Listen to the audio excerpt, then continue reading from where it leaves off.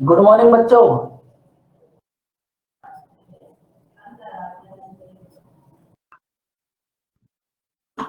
तो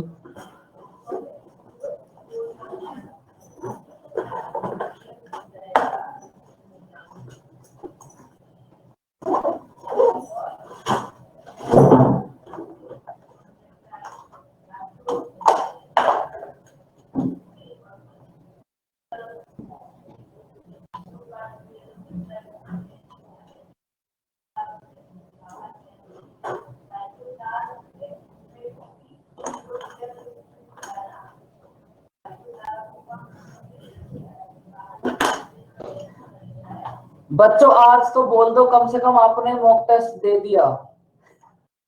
आज तो बोलो, अब तो 4 दिन हो गए।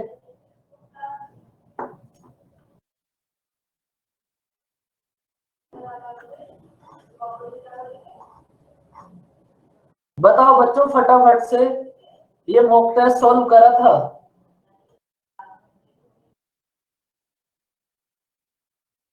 बिल्कुल भाई, एकदम इसी वाले टेस्ट की बात हो रही थी। बताओ बच्चों, ये टेस्ट देखो, आपसे सोल्व हुआ हो या फिर ना हुआ हो वो एक बहुत अलग बात है, लेकिन आपने ट्राई करा या फिर नहीं करा। अब देखो, ये ना हमारे पास एक्चुअल CHSL का पेपर ही है, और अब आप देख रहे हैं पेपर कितना डिफिकल्ट है। आप ये बताओ, फॉन्ट साइज आपको एकदम सही है? क्वेश्चन नहीं सर दिख रहा है लास्ट का।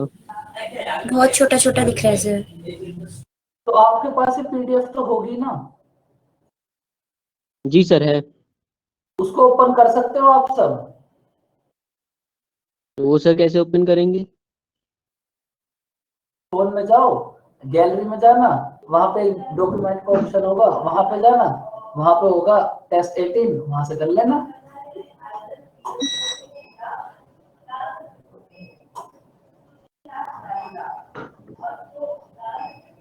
बच्चों कुछ तो जुगाड़ करना ही पड़ेगा वैसे।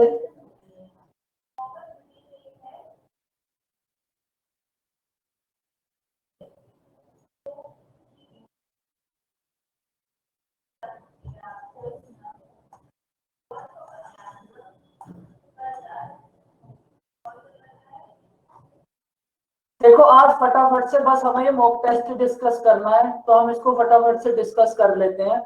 आज की क्लास में बस मॉक टेस्ट होगा और कुछ भी नहीं होगा। क्वेश्चन नंबर फर्स्ट को रीड करो और बताओ आंसर कितना होगा। भाई परसेंटेज तो सबने करी होगी, परसेंटेज में ये क्वेश्चन 100% आपको कराया होगा। करो इसको ट्राई और बताओ आंसर कितना होगा। देखो आप एक बात समझ लो, हमारे पास 25 क्वेश्चंस आएंगे, इसमें से 5 तो हमारे पास होंगे DI, 5 या फिर 4 तो होंगे DI। रिमेनिंग जो 21 क्वेश्चंस है, उसमें से अगर आप डिफिकल्ट देखोगे ना, या फिर कैलकुलेटिव भी बोलोगे, तो 3 या फिर 4 क्वेश्चंस ही ऐसे होंगे जो कैलकुलेटिव होंगे। इसका मतलब टोटल 25 में से मैक्सिमम 4 क्वेश्चंस ऐसे होंगे जो कैलकुलेटिव होंगे। रिमेनिंग जो 21 बचे उनका स्कोर भी 42 होगा। तो बच्चों आप 42 स्कोर तो कर ही सकते हो बहुत इजीली, अगर आप थोड़े बहुत पेपर्स को भी सॉल्व करके एग्जाम देने जाओगे तो। क्योंकि इतना तो आपको करा ही दिया कि आप 50 में से 40 तो 100% करके आओगे। करो इस फर्स्ट क्वेश्चन को रीड। बच्चों फटाफट से ट्राई करो।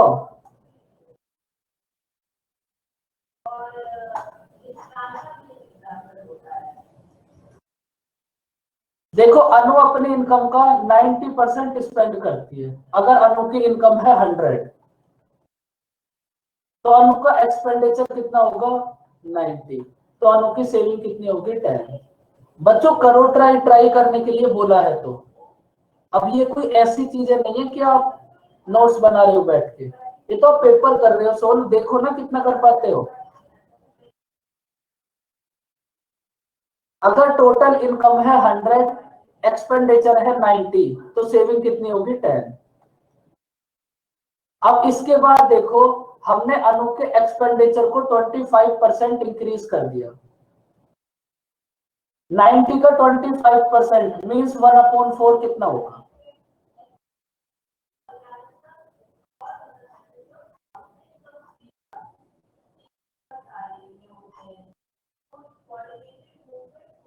नाइन्टी का 25% मीन्स 1/4 होगा 22.5 और 90 प्लस 22.5 कितना होगा?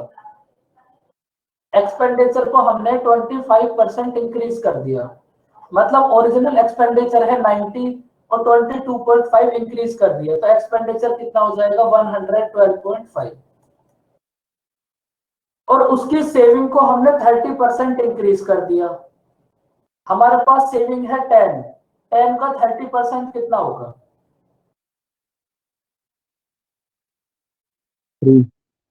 3। तो उसकी न्यू सेविंग कितनी हो जाएगी संदीप?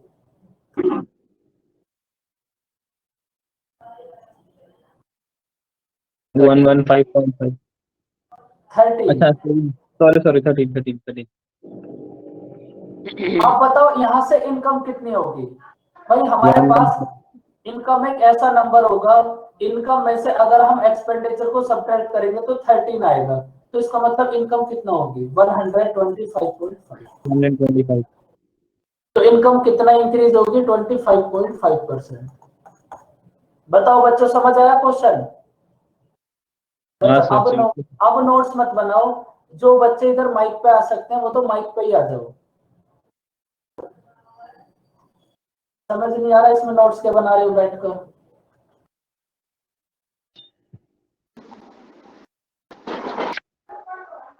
करो इस क्वेश्चन को। देखो अगर आप इस कंप्लीट पेपर को देखोगे ना CHSL, और जितना मैंने आपको कराया है अगर आप उतना भी करोगे तो इस क्वेश्चन को करने में मैक्सिमम आपको 15 मिनट्स लगेंगे। मैक्सिमम मैं आपको बता रहा हूँ 15 मिनट। 15 मिनट। फर्स्ट क्वेश्चन कितना डिफिकल्ट था वो आपने देख लिया। सेकंड क्वेश्चन ट्राई करो, बताओ आंसर कितना होगा। हमारे पास दो ट्रायंगल है, उन दोनों का एरिया है 9 और 16। AB की लेंथ है 12, BC की है 6, AC की है 9। तो हमें QP की लेंथ फाइंड आउट करनी है, क्या होगी? इससे आसान क्वेश्चन नहीं हो सकता जीवन में भी।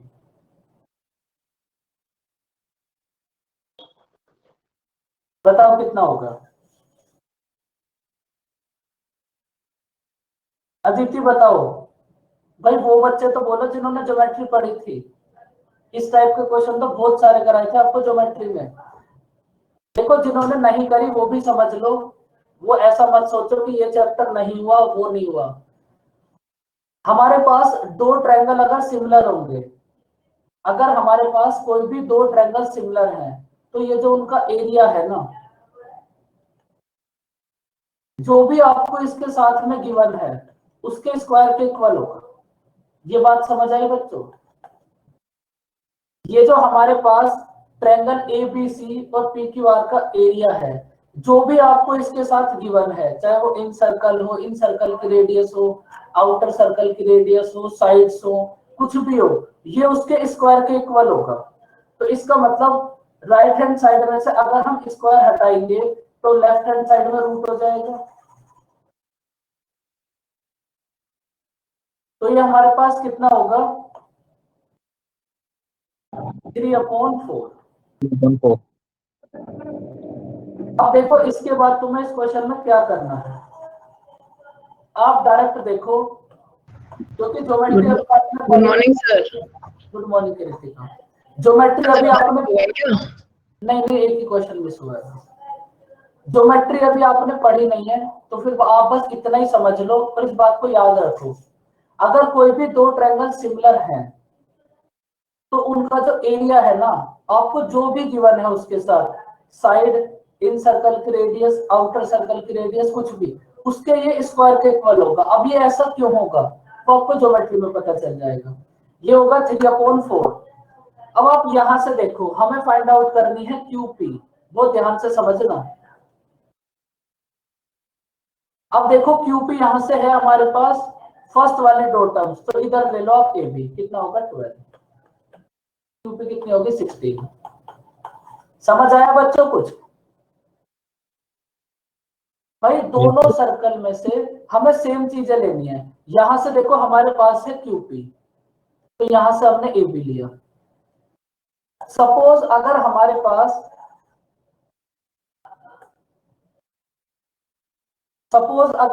पास PR होता, सपोज हमें PR फाइंड आउट करना होता, तो हमने यहां से देखा PR, फिर हम यहां से इन दोनों को लेते। सपोज अगर हमें QR फाइंड आउट करना होता, तो यहां से हमने देखा QR और फिर यहां से लेते हम AC। समझ आई बच्चों बात?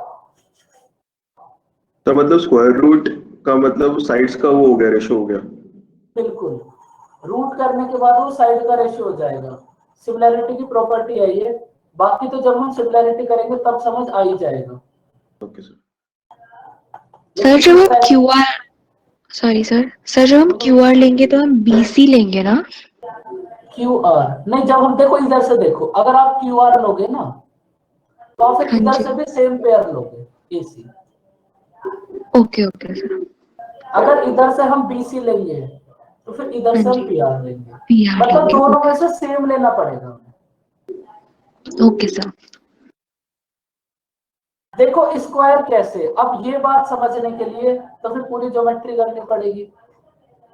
Good morning Anamika. लेकिन फिलहाल आप इतना समझ लो, इस क्वेश्चन को फिर से समझ लो, क्योंकि आप जो इस बार टेस्ट दोगे ना उसमें भी आपको सेम यही पैटर्न मिलेगा, और जो अब की बार आप टेस्ट दोगे वो भी CGL का पेपर ही होगा। इसलिए इस बात को ध्यान से समझो और पेपर में समझो, गुड मॉर्निंग विशांशु, कि पेपर किस टाइप से आएगा।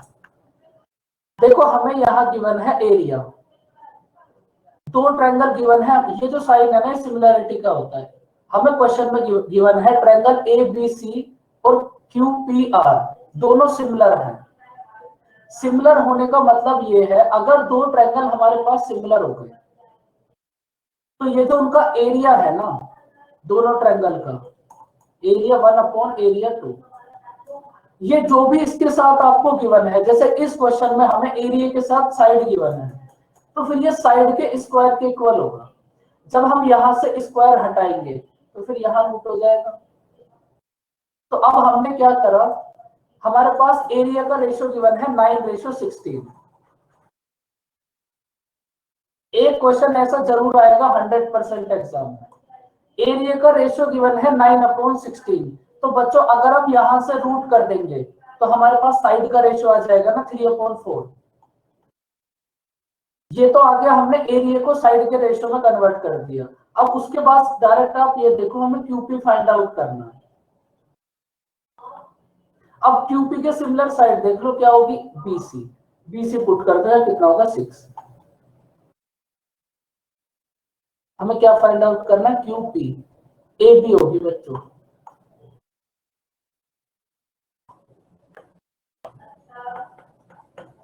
तो QP कितनी होगी 16। सिमिलैरिटी के लिए आप इतना समझो, जो भी दो ट्रायंगल गिवन है उनका एरिया अगर हमें गिवन है, ये बस एरिया के लिए होगा। ये जो हमने बस क्यूब रूट करा है ना स्क्वायर रूट, ये बस एरिया के लिए होगा। अगर एरिया के प्लेस पर हमें यहाँ पर पैरामीटर गिवन होता, फिर वो पैरामीटर ऐसे ही रहता, उसमें हम कोई भी चेंजेस नहीं करते। बताओ बच्चों, क्वेश्चन समझ आया? देखो जब इन बातों को चैप्टर में डिस्कस करेंगे तब तो ये आपको अच्छे से समझ आ ही जाएगा, लेकिन फिलहाल हम पेपर कर रहे हैं। हाँ बोलो सर, पैरामीटर वाला केस एक बार बता दो। अगर आपको पैरामीटर गिवन होता एरिया के प्लेस पर, यहां हमें एरिया गिवन है, तो हमने क्या करा, इधर स्क्वायर के इक्वल कर दिया। अगर इस एरिया के प्लेस पर और कुछ भी अगर गिवन हो, सपोज पैरामीटर हमें गिवन होता, तो फिर पैरामीटर वाले केस में ये ऐसे ही रहता, इधर स्क्वायर ना आता। पैरामीटर ऐसे ही चलेगा, अगर एरिया है तब हमें स्क्वायर हो जाएगा राइट हैंड साइड में। बोलो बच्चों फटाफट से क्वेश्चन समझ आया? और देखो एक क्वेश्चन से तो आप इतना ही समझ सकते हो।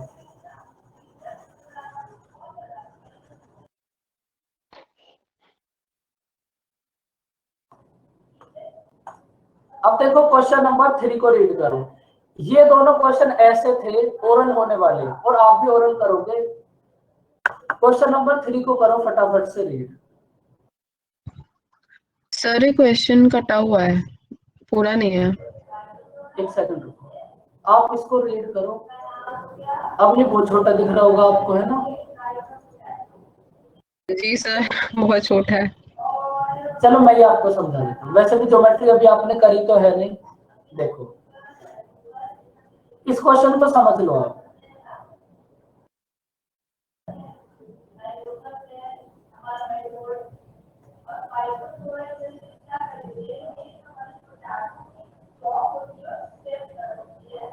बच्चों इसको सर्कल ही एज्यूम कर लेना। देखो हमारे पास एक क्वाड्रिलेटरल है ABCD और इसके अंदर है एक सर्कल। ये जो सर्कल है ना, AB को टच करेगा P पर, BC को टच करेगा Q पर, CD को टच करेगा R पर और AD को टच करेगा S पर। समझो हमें क्वेश्चन में गिवन है एक क्वाड्रिलेटरल के अंदर हमने एक सर्कल बना दिया। ये जो सर्कल है ना, ये इस क्वाड्रिलेटरल को AB को टच करेगा P पर, BC को टच करेगा Q पर, CD को टच करेगा R पर और DA को टच करेगा S पर। इसके बाद हमें क्वेश्चन में गिवन है AS इक्वल टू 8। अब यहां से आप फटाफट से प्रॉपर्टी समझ लो। ये क्वेश्चन किस प्रॉपर्टी पे बेस है आप वो समझ लो।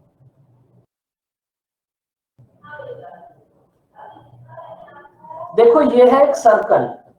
अगर हम एक सर्कल पर, हमारे पास है एक सर्कल, अगर हम इस सर्कल पर पॉइंट ए से दो टेंजेंट ड्रॉ करेंगे तब ये दोनों इक्वल होंगे। बस इस प्रॉपर्टी के ऊपर बेस है क्वेश्चन। अगर हम एक सर्कल पर एक पॉइंट P से दो टेंजेंट ड्रॉ करेंगे, अब टेंजेंट का मतलब क्या होगा बताओ? सर जो सर्कल के कॉर्ड मतलब पेरीमीटर से उसको टच करके जा रही है, टेंजेंट। टेंजेंट का मतलब होगा, अगर आप एकदम सिंपल समझो, एक कोई भी ऐसी हमारे पास लाइन जो सर्कल को टच करके जाएगी, बस वो टेंजेंट है। अगर हमने एक पॉइंट से सर्कल पे दो टेंजेंट ड्रॉ करी तब इन दोनों की लेंथ इक्वल होगी। बताओ बच्चों बात समझ आई? ये इसी के ऊपर बेस है बस क्वेश्चन। और आपको एक बात और बता दूं, ज्योमेट्री में जब हम सर्कल करेंगे तो सर्कल में एक पॉइंट आएगा टेंजेंट। टेंजेंट में बस यही एक पॉइंट है, टेंजेंट में एक ही पॉइंट है, उसी के ऊपर बेस क्वेश्चन है। अगर हम एक पॉइंट से दो टेंजेंट ड्रॉ करेंगे एक ही सर्कल पर तो वो दोनों इक्वल होंगे। अब आ जाओ अपने क्वेश्चन पर। आप मुझे फटाफट से एक बात बताओ, AS की लेंथ है बच्चों हमारे पास 8, तो AP की लेंथ कितनी होगी? सर 8।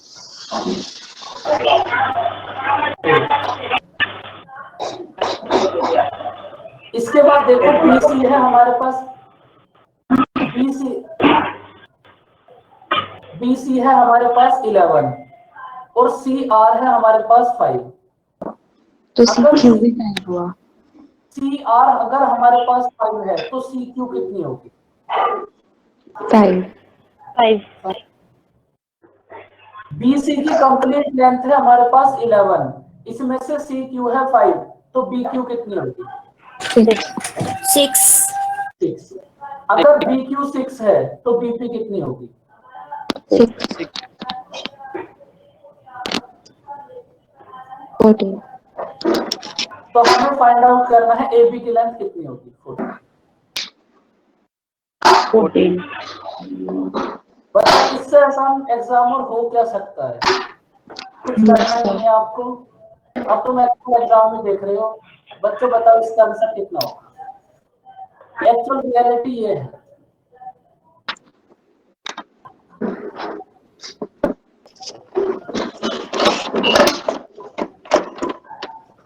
सर इसमें पूरे फिगर में साइड्स इक्वल होती हैं, मतलब जैसे ऊपर करना है, 1 मिनट। जैसे AP 8 है तो AS भी 8 है। AB ये लेंथ इक्वल नहीं होती, अभी तो समझाया था। अगर हम एक सर्कल पर एक पॉइंट से दो टेंजेंट ड्रॉ करेंगे तब ये दोनों इक्वल होंगे। अब यहां भी तो यही केस था। हमने पॉइंट ए, हालांकि ये हमारा थोड़ा सा मतलब फिगर अच्छा नहीं बना, लेकिन आप समझ जाओ, हमने पॉइंट ए से ना 2 टेंजेंट ड्रॉ करी सर्कल पर, एक की लेंथ हमें गिवन है 8, तो दूसरी वाली भी 8 होगी। हाँ सर, वो उस एंगल से मैंने देखा नहीं। कोई बात नहीं।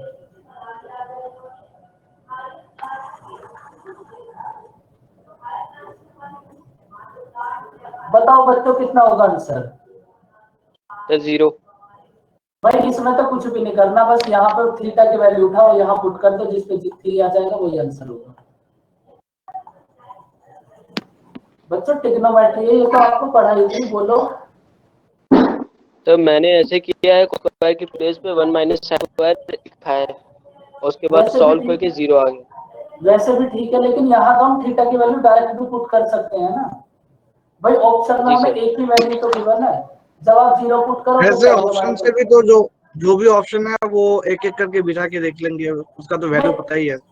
बेतांशु यहाँ एक एक की जरूरत भी नहीं होगी, देखो क्यों, हमारे पास है 3 और 3 हमारे पास कोस के साथ, तो आप 0 या 90 पुट कर सकते हो। सबसे पहले आप 0 पुट करके देखो, 90 पुट करो, चलो 0 तो करेक्ट आंसर है, 90 पुट करोगे तो ये वाला पार्ट 0 हो जाएगा, और कोस साइन 90 कितना होगा 1, तो हमारे पास तो 6 6 आएगा। आएगा, अब 6 0 पुट करके देख लो, 0 पुट करोगे अगर तो ये पार्ट 0 हो जाएगा, cos 0 की वैल्यू 1, 3 आ जाएगा, 3 इक्वल्स टू 3, आंसर होगा बी। बात समझ आई बच्चों? फटाफट से बोलते रहो। Yes, sir.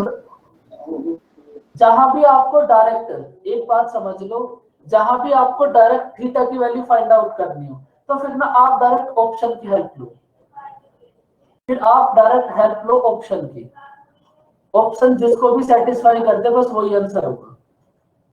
फिर से ज्योमेट्री आ गई, देखो करो इसको रीड।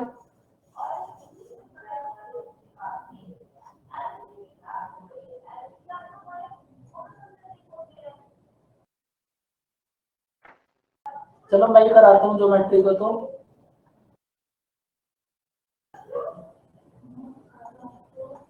देखो एक ट्रायंगल है हमारे पास ABC, AD परपेंडिकुलर है, ये जो साइन है ना इसका मतलब होगा परपेंडिकुलर, और परपेंडिकुलर का मतलब क्या होता है बच्चों, बोलो? 90 डिग्री। 90 degree line. परपेंडिकुलर का मतलब होगा जो सामने वाली साइड पर 90 डिग्री हो। अरे वाह चारों, वेरी गुड। AD परपेंडिकुलर है हमारे पास BC पर, उसके बाद AE, ये जो AE है ना ये एंगल A का एंगल बाइसेक्टर है। अब एंगल बाइसेक्टर का मतलब क्या होगा वो समझ लो, जैसे कि नाम से ही पता चल जाएगा, एंगल बाइसेक्टर का मतलब है कोई भी ऐसी लाइन जो एंगल को 2 इक्वल पार्ट्स में डिवाइड करे। एंगल बाइसेक्टर का मतलब क्या होगा, कोई भी ऐसी लाइन जो एंगल को 2 इक्वल पार्ट्स में डिवाइड करे, वो होगी एंगल बाइसेक्टर। तो AE है हमारे पास एंगल बाइसेक्टर। अब इसके बाद देखो, एंगल C गिवन है हमें 26, एंगल B गिवन है 72, और हमें क्या फाइंड आउट करना है, PAE। बच्चों समझ आया ये फिगर कैसे बनाई, परपेंडिकुलर क्या होगा, AE एंगल बाइसेक्टर क्या होगा? यस सर, फुल का समझ आया संदीप? फुल का याद आ गया। अब देखो इस क्वेश्चन से आसान कुछ भी नहीं हो सकता। ये जो हमारे पास DAE है ना, ये इन दोनों के डिफरेंस का हाफ होगा। इन दोनों का डिफरेंस कितना होगा बताओ? तो ये क्वेश्चन अब तक कम से कम 20 बार आ गया होगा, मतलब अभी हाल फिलहाल में। इसी टाइप 56 का हाफ कितना होगा? 23। 46 होगा, 46 का हाफ होगा 23। सर अगर एक्सप्लेन कर दो रीजन थोड़ा सा। रीजन तो फिर ज्योमेट्री में एक्सप्लेन होगा। रीजन एक्सप्लेन करने के लिए तो पूरी bisector class means angle A को और दो तरह से डिवाइड कर रहे हैं सर। एंगल बाइसेक्टर का मतलब क्या होगा? कोई ऐसी लाइन जो एंगल को दो पार्ट में डिवाइड करे, बस वो एंगल बाइसेक्टर होगी। देखो ये तो अपने आप में पूरे बड़े बड़े टॉपिक होंगे, अब इस टॉपिक को आप ऐसे थोड़ी ना कर सकते हो। लेकिन ये क्वेश्चन मैं आपको 200% जब हम ज्योमेट्री करेंगे तब जरूर जरूर कराऊंगा। अभी फिलहाल आप इतना याद रखो, DAE ये जो मिडिल वाला एंगल होगा ये इन दोनों के डिफरेंस का हाफ होगा। समझ आया बच्चों क्वेश्चन?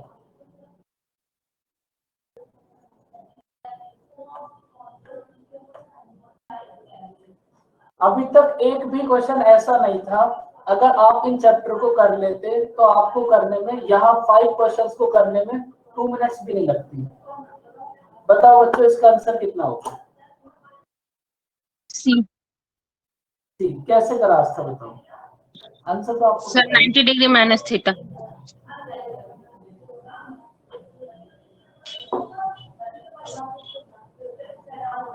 आधे बच्चों ने तो इस क्वेश्चन को इसलिए सॉल्व नहीं करा होगा कि ये इतना बड़ा है। जी सर। पता है मुझे, उन्हें ऐसा लगा होगा ये क्वेश्चन बहुत टफ है। अगर आपने ट्रिग्नोमेट्री की प्रैक्टिस करी होती तो ये क्वेश्चन ओरल भी हो जाता। बताओ कैसे सॉल्व करोगे इस क्वेश्चन को?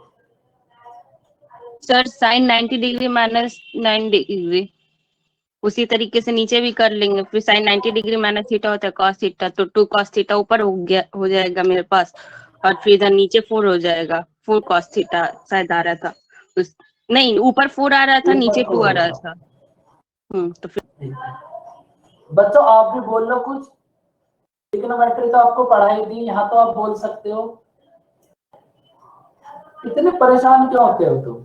यही तुम्हारी गलती होती है, क्वेश्चन देखा और डर गए। आप ये बताओ, ये cos 9 है, हम sin 81 को cos 9 लिख सकते हैं ना? अब ये मत पूछना कैसे भाई, हम sin 81 को cos 9 लिख सकते हैं ना?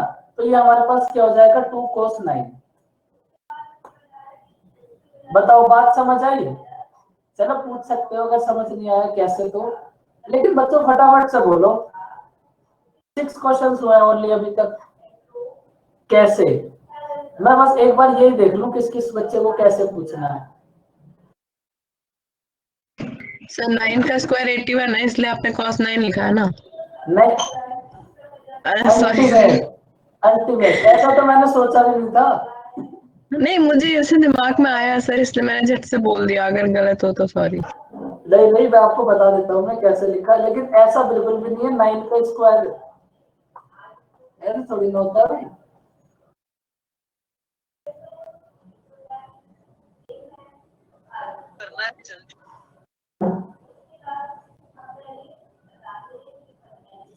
देखो हमने इसको ऐसे लिख दिया, आपको समझाया होगा ना।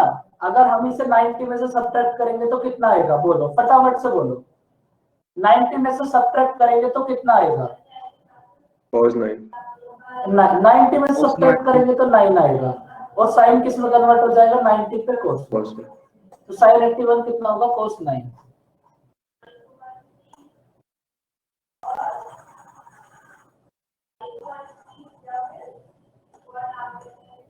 ये कितना होगा? 2 cos 9, और सेम ये कितना होगा? 2 sec 9। अब sec होगा 1 upon cos, तो ये sec 9 से cos 9 कट जाएगा, हमारे पास ऊपर कितना बचेगा? 4। बात समझ आई बच्चों? फटाफट से बोलो। Yes sir. अब देखो, आप नीचे देखो कितना होगा। sec 34 को हम क्या लिख सकते हैं? cos 56।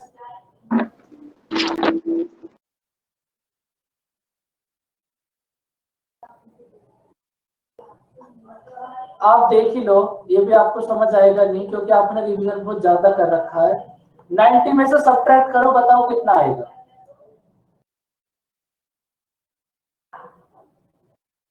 90 में सब्ट्रैक्ट करो 56, और 90 में sec किस में कन्वर्ट होता है? कोसेक में। तो इसका मतलब हम सेक 34 के प्लेस पर कोसेक 56 लिख सकते हैं, और कोसेक 56 को लिख सकते हैं हम साइन 1/sin56। साइन 56 से साइन 56 कट जाएगा, हमारे पास यहां बचेगा 1। बोलो बच्चों, बात समझ आई? सेम ऐसे ही इधर होगा, कोसेक 65 को लिख सकते हैं हम सेक 25, सेक 25 को लिख सकते हैं 1/cos 25। cos 25 से cos 25 कट जाएगा, यहाँ कितना बचेगा 1। 1 + 1 कितना होगा 2। आंसर कितना? सर आप कुछ लिख रहे हो क्या? हाँ बिल्कुल। पता नहीं, मुझे दिख नहीं रहा है, आपने लिखा नहीं। मैंने तो बराबर लिखा है, रिफ्रेश कर लो आप एक बार। बाकी बच्चे बताओ, यहाँ तक बात समझ आई? Yes sir. जी सर। इतने दुखी से कैसे हो रहे हो? अभी 1-2 पेपर करोगे तब होने लगेंगे, अभी आपको पेपर्स का आइडिया नहीं है इसलिए आप सॉल्व नहीं कर पा रहे। अब देखो ये क्वेश्चन है, इस क्वेश्चन में आप क्या करोगे? सॉल्व करना मत, पहले आप ये बताओ करोगे क्या इस क्वेश्चन में, फिर मैं आपको डायरेक्ट बताऊंगा कैसे होगा। तो पहले सर, थीटा की वैल्यूज करेंगे। क्या करेंगे? फिर से बोल सकते हैं? सब बच्चे चले सर गए? यहाँ पे साइन स्क्वायर थीटा की प्लेस पे 1 - cos स्क्वायर थीटा पुट कर दो। cos थीटा में क्वाड्रेटिक इक्वेशन आ जाएगी, वहां से थीटा की वैल्यू आ जाएगी 60 डिग्री, और इसमें वैल्यू पुट कर दो। Sir very good. अब बोलो, आप आस्था, आप बोलो। सर 3 - 3 cos थीटा को एक साइड रखेंगे और 2 sin स्क्वायर थीटा को उस साइड भेज देंगे। फिर sin स्क्वायर थीटा होता है 1 - cos स्क्वायर थीटा, तो उसको a + b × a - b में तोड़ देंगे। फिर 1 - cos theta 1 - cos theta cancel हो जाएगा, फिर मेरे पास बचेगा cos थीटा का वैल्यू आ जाएगा 1/2, तो थीटा 60 डिग्री हो जाएगा। उसके बाद फिर उसमें उठा करके पुट कर देंगे। और बताओ बच्चों, थोड़ा सा बस इसको रीड करो और थोड़ा सा माइंड का यूज तो करो, फ्री में आपकी जॉब लग जाएगी अगर आपने मॉक टेस्ट को सॉल्व करना सीख लिया तो। सर अगर आप थीटा की वैल्यू पुट करें, थीटा की वैल्यू तो तुम्हें खुद ही बता दी क्या होगी। आप एक बात सोचो थोड़ा, अब सोचना, कोई बोलना मत। यहाँ है हमारे पास साइन स्क्वायर, यहाँ है हमारे पास पावर 1, तो क्या हम कोई ऐसी वैल्यू पुट कर सकते हैं जिसमें रूट आए? रूट का मतलब जैसे हमने 45 पुट कर दिया तो यहाँ हमारे पास 3/√2 हो जाएगा। अगर 3/√2 हो जाएगा तो फिर ये कभी भी 0 नहीं हो सकता, क्योंकि ये रूट कहाँ जाएगा। बात समझ आई बच्चों?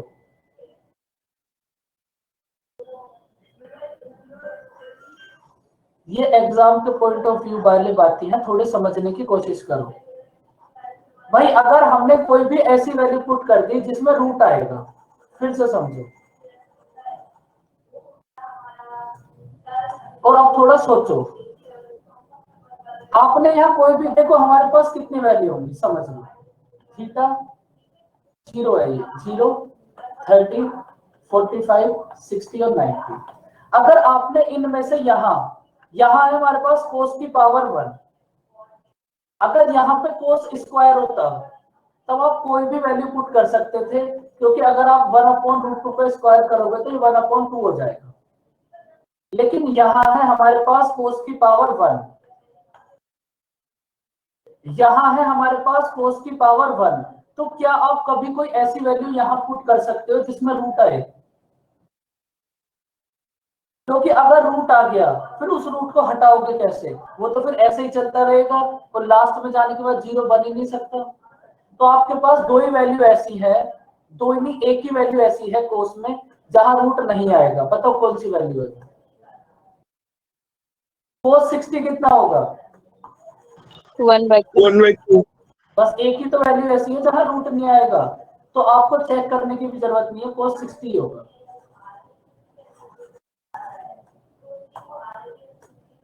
बात समझ आई बच्चों?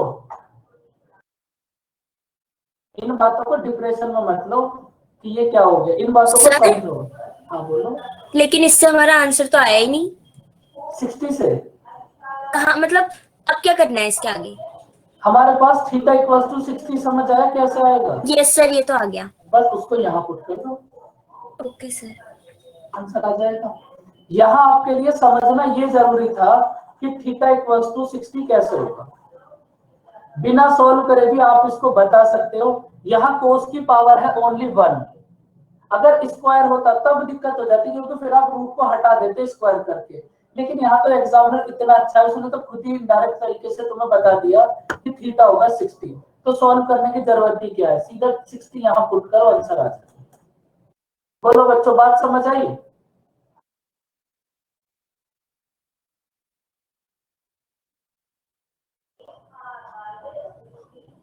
देखो, अगर आप इस टाइप से 4 to 5 पेपर्स कर लोगे ना, फिर उसके बाद दिक्कत नहीं आएगी, क्योंकि यही बातें घूम फिर कर आती रहेंगी। करो इसको रीड।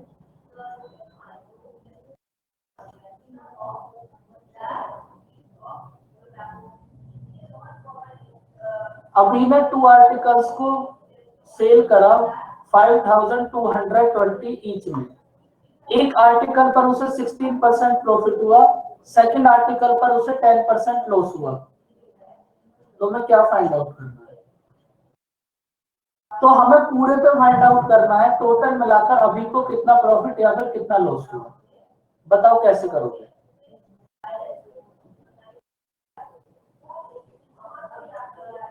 सर इसमें गेन और लॉस दिया है, तो गेन में हम ले सकते प्रॉफिट बाय कॉस्ट प्राइस, तो वहाँ से कॉस्ट सीपी मिल जाएगा। और नंबर्स बताओ, सर नहीं एग्जैक्ट क्या सर, लिखोगे? सर एक्चुअली हम प्रैक्टिस किए थे सर, लेकिन अभी तो करके देखने हैं।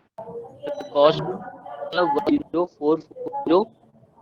कितना? सत्तर, आपकी वॉइस बहुत ब्रेक होती है। सर अब आ रही है आवाज? अब आ रही है, बोलो। आएगा 10440। 10440 कैसे करो? अरे सर इसमें लिखा है ना कि 2 आर्टिकल्स, एक आर्टिकल का कॉस्ट है 5220, तो 2 आर्टिकल कॉस्ट होगा 10440। हाँ बिल्कुल, उसके बाद और फिर एसपी हमारा होगा 5220 प्लस 16% ऑफ 5220 प्लस प्लस होगा उसमें 10% लेस ऑफ 5220।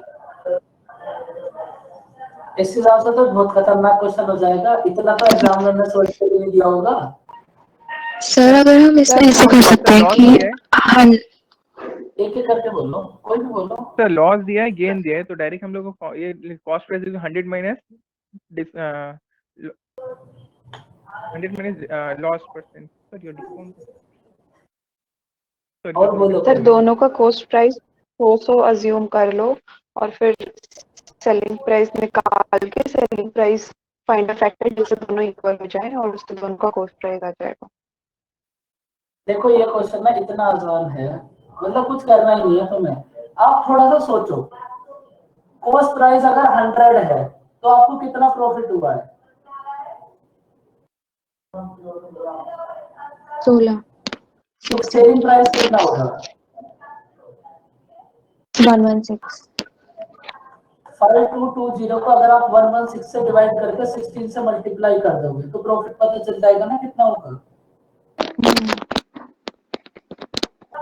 सेम ऐसे अगर आप 5220 को 90 से डिवाइड करके 10 से मल्टीप्लाई कर दोगे तो लॉस पता चल जाएगा कितना होगा। इन दोनों का डिफरेंस वही आपको फाइंड आउट करना है, 140। समझ आया बच्चों कुछ क्या हो गया ये?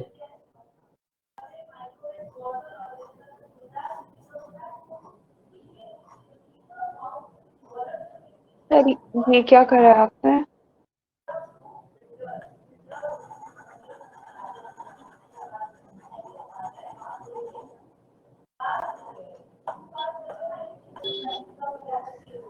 देखो ये सेम क्वेश्चन तो आपको प्रॉफिट एंड लॉस में भी कराया था, एकदम सेम। सर लेकिन ऐसे शॉर्टकट से तो नहीं कराया होगा। अब शॉर्टकट तो यहीं करोगे ना, वहां भी कराया होगा। वहां भी जो मेथड बताया था वो इससे भी अच्छा था, सेलिंग प्राइस को इक्वल करना। देखो हमने क्या करा, फर्स्ट आर्टिकल का अगर कॉस्ट प्राइस है 100 तो उस पे हमें 16 प्रॉफिट हुआ, तो सेलिंग प्राइस कितना होगा 116। तो 5220 को अगर आप 116 से मल्टीप्लाई डिवाइड करके 1 की वैल्यू आ जाएगी। देखो समझो बच्चों, आप रिवीजन नहीं करते, आपकी बहुत बड़ी कमी है ये सब कुछ आपको पहले ही करा रखा है। सर हो गया भाई हमें 116 की वैल्यू गिवन है 5220, 1 की वैल्यू आ जाएगी 5220 अपॉन 16, 116। हमें चाहिए प्रॉफिट, फर्स्ट आर्टिकल पे कितना प्रॉफिट हुआ, 1 की वैल्यू आ गई, अगर हम 16 से मल्टीप्लाई कर देंगे तो 16 की वैल्यू आ जाएगी ना बच्चों, मतलब फर्स्ट आर्टिकल का प्रॉफिट।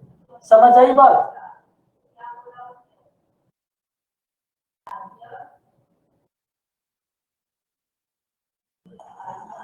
तो ये कितना होगा, फटाफट से इसको करो सोल्व। और देखो इतनी कैलकुलेशन तो करनी पड़ेगी, अब इतनी कैलकुलेशन से आप कभी नहीं बच सकते।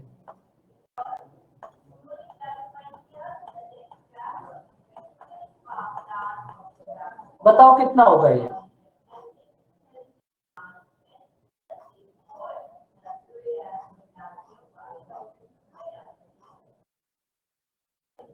तो करो सोल्व। और सेकंड आर्टिकल पर देखो हमने क्या करा, 10% लॉस हुआ, अगर 100 है 10 लॉस हुआ, सेलिंग प्राइस होगा 90। अगर हम 90 से डिवाइड करेंगे तो 1 की वैल्यू आ जाएगी, 10 से मल्टीप्लाई करेंगे तो 10 की वैल्यू आ जाएगी। बताओ बच्चों ये कितना होगा,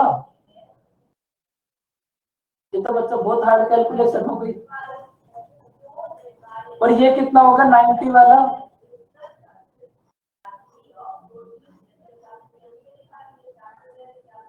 इन दोनों का डिफरेंस कितना होगा,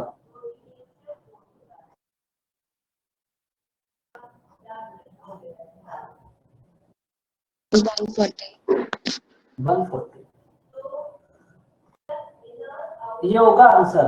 अब देखो इस क्वेश्चन में अगर आप आगे आपके पास कोई क्वेश्चन आएगा तो आप इतना तो कर लोगे, अब इसके बाद आपको टाइम लग जाएगा, क्यों, क्योंकि आपकी कैलकुलेशन खराब और प्रैक्टिस आप करते नहीं हो।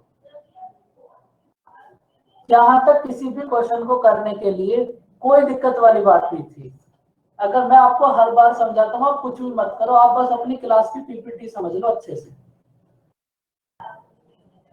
टाइम एंड वर्क पहले से अलजेब्रा को कर लो, क्योंकि अभी टाइम कम है। अभी हम फिलहाल वो क्वेश्चंस कर लेते हैं जो आपको कराए हैं। बताओ कितना होगा आंसर। अब इससे आसान एग्जामिनर कुछ नहीं पूछ सकता।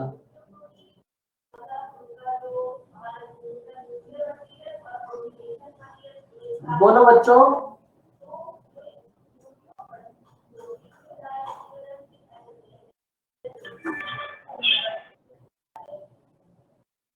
भाई इसमें तो कुछ नहीं करना, 110 को 5 से डिवाइड करना है बस।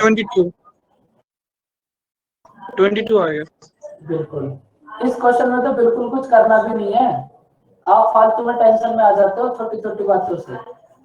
देखो वो एग्जामिनर है, अब उसे तुम्हें एग्जाम इजी भी देना है, अगर वो इजी देगा तो कुछ ना कुछ तो घुमाएगा जरूर। अब आपको ये समझ नहीं आया होगा ये क्या है, देखो ये क्या है, ए क्यूब प्लस बी क्यूब का फॉर्मूला बताओ क्या होगा।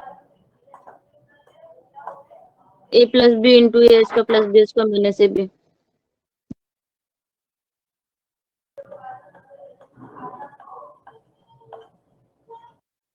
अब आप क्या करो, ये वैल्यू गिवन है 110, ये वैल्यू गिवन है 5, 110 को 5 से डिवाइड करोगे तो आएगा 22।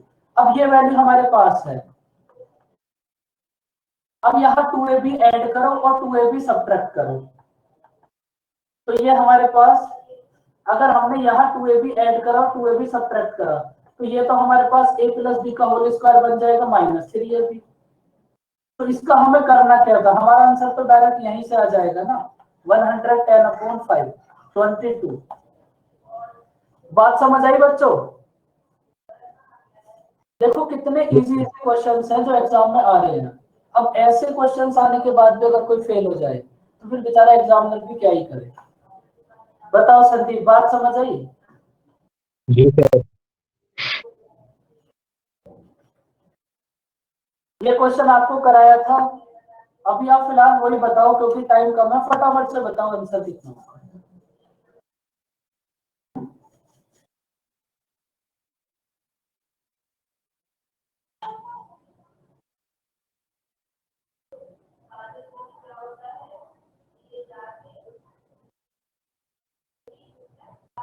ये दोनों क्वेश्चन हमारे पास ऐसे हैं जो 95% शिफ्ट में रिपीट हो रहे हैं। मतलब 95% शिफ्ट ऐसी हैं जहां ये दोनों क्वेश्चन ना जरूर आ रहे हैं। तो ये क्वेश्चन आपको हर बार कराया और हर बार बताया कि एग्जाम में जरूर आएगा।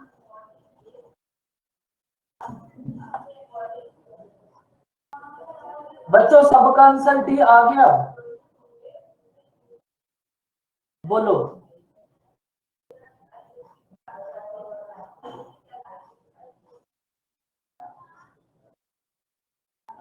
बताओ बच्चों।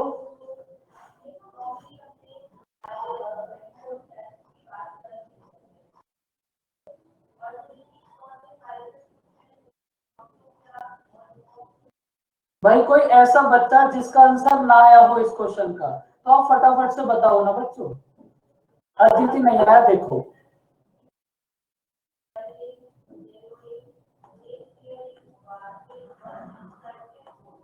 कोई बात नहीं, आने लगेगा। देखो इसका फॉर्मूला होगा हमारे पास a plus b plus C,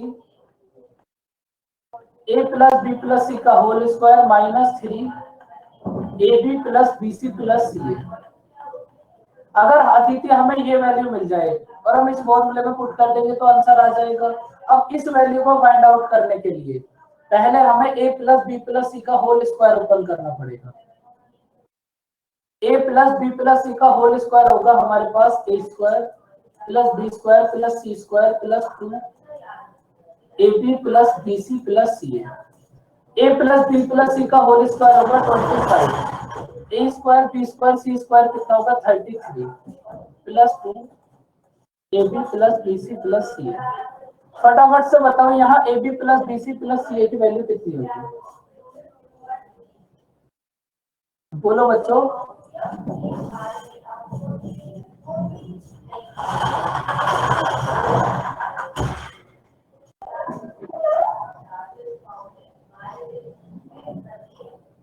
sir इसके अंदर क्वेश्चन में a square plus b square plus c square लिखा हुआ क्यों नहीं होना चाहिए? क्यों क्यों क्यों? अच्छा यहाँ पर क्यू प्लस क्वेश्चन में, हाँ ये तभी तो टाइपिंग फॉर्मूला सोच रही थी कौन सा फॉर्मूला लगेगा।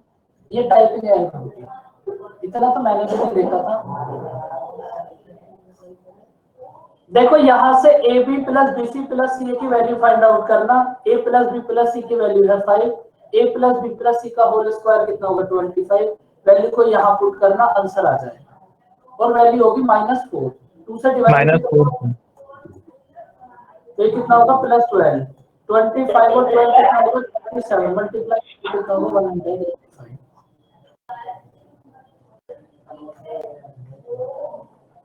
अभी जब आप 3-4 मॉक टेस्ट कर लोगे तो आपको एक बात समझ आएगी। एग्जाम का जो पैटर्न है ना वो तो फिक्स है और ये बात आपको तभी समझ आएगी जब आप मॉक टेस्ट करोगे। अब देखो ये क्वेश्चन तो आपको कल ही कराया था बहुत अच्छे से। सेम क्वेश्चन है, आंसर बता दो। लास्ट क्वेश्चन है अभी।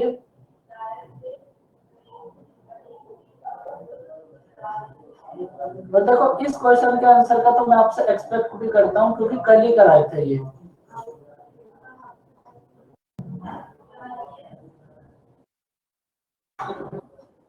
सेवन। भाई इस क्वेश्चन में किसी को कोई डाउट?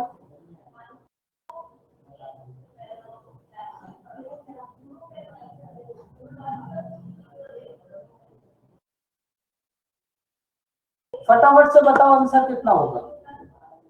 जो आपको करा दिए उनका आंसर तो आप बताओ बच्चों। आपका कॉन्फिडेंस ऐसे ही तो बिल्ड होगा। सब कुछ वही तो है जो आप डेली करते हो, फिर इतना परेशान क्यों हो?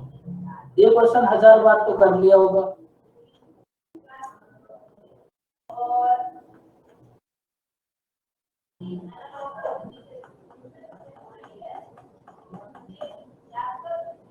बताओ इक्वेशन को किससे डिवाइड करोगे? आपको समझाया था ना, x square x cube x की पावर 4, इस इक्वेशन को किस टर्म से डिवाइड करोगे?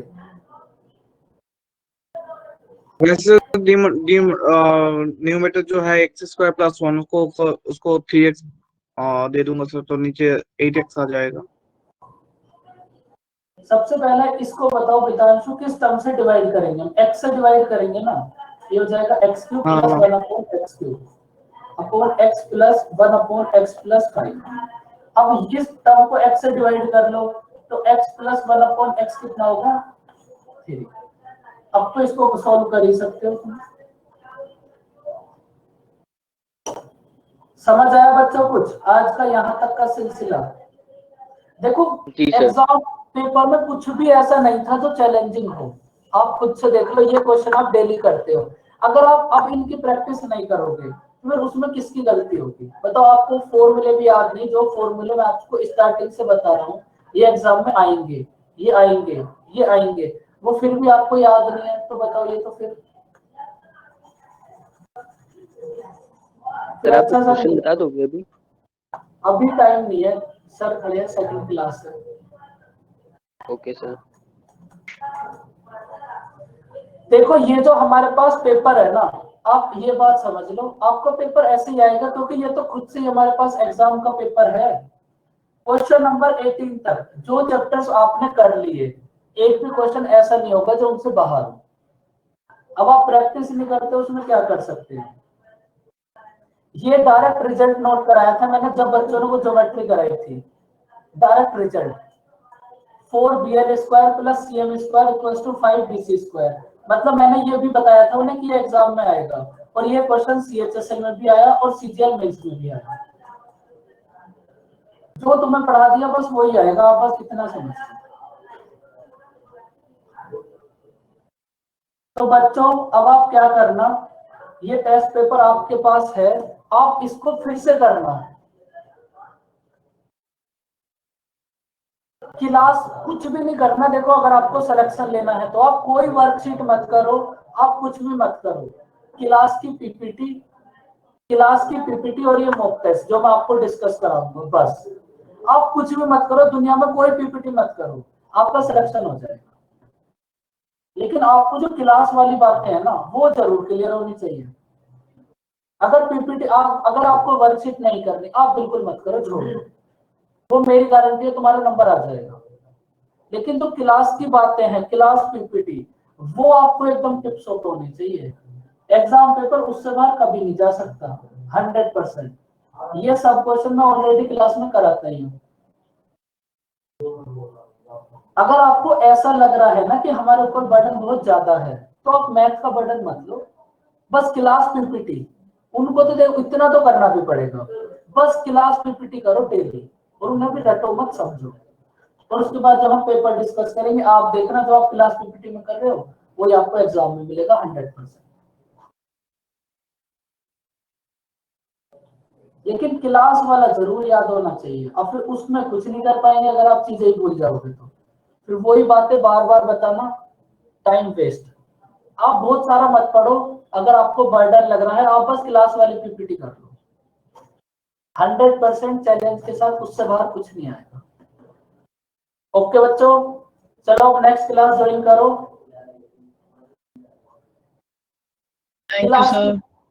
वेलकम। क्लास की पीपीटी स्टार्ट करो परसेंटेज से, वहां से 1 बाय 1 करते चलो, 2 दिन 4 दिन 5 दिन में कंप्लीट हो जाएंगे। फिर से उन्हें करो, फिर से करो, फिर से उन्हें करो, बस यही करते रहो आप बस। बाकी पेपर तो मैं आपको डिस्कस कराऊंगा डेली। ओके बच्चों, बाय बाय, टेक केयर।